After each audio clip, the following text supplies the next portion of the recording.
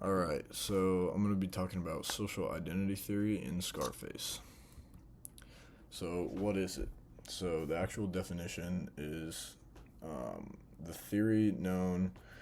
It's a model of interpersonal development that describes how relationships grow through reciprocal self disclosure, moving from superficial topics to more intimate ones. So, that was super studious. So, here's, in my words, kind of. So basically, when people get closer and closer to one another, they start to have a higher level of trust and respect and just a lot of other things for each other. So this leads to just a closer relationship. It also leads for, secretive information to be shared. If there's like somebody that both of you guys don't like in common, you kind of keep that between yourselves. Like, it's kind of like essentially the scientific, I guess, definition of bonding.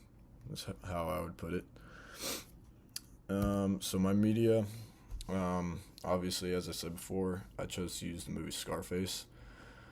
So this movie shows a lot of high social density environments. So kind of just like when there's a lot of people around or like big groups, it kind of just shows how people tend to naturally like navigate through those types of environments and stuff like that.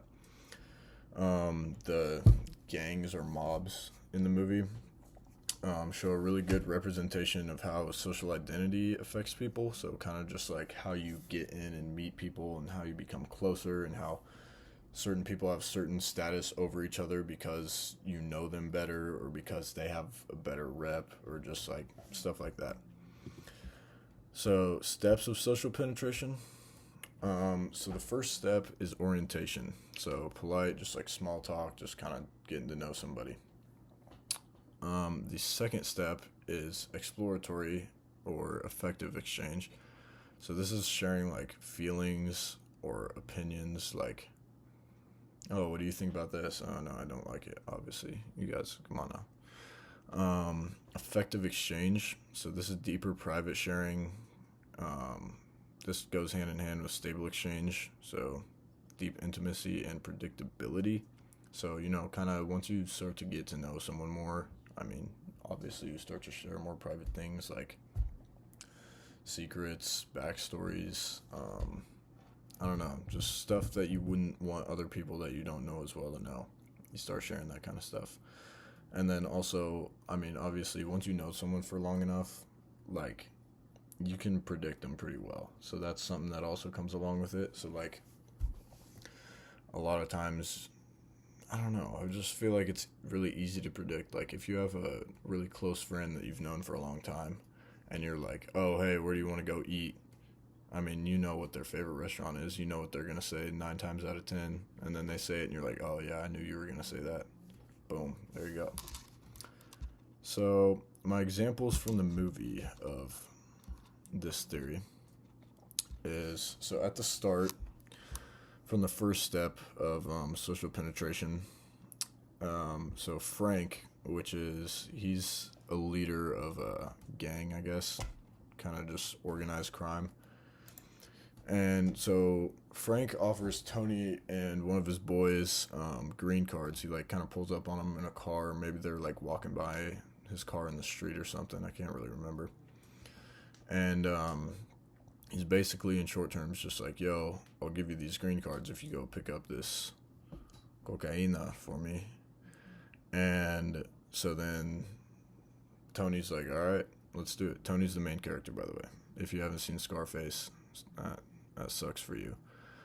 Um, so yeah, he's like, basically, go pick up this magic stuff for me, and I'll give you and your boy here green cards. And they were like, all right, bet. So then they go to do the job.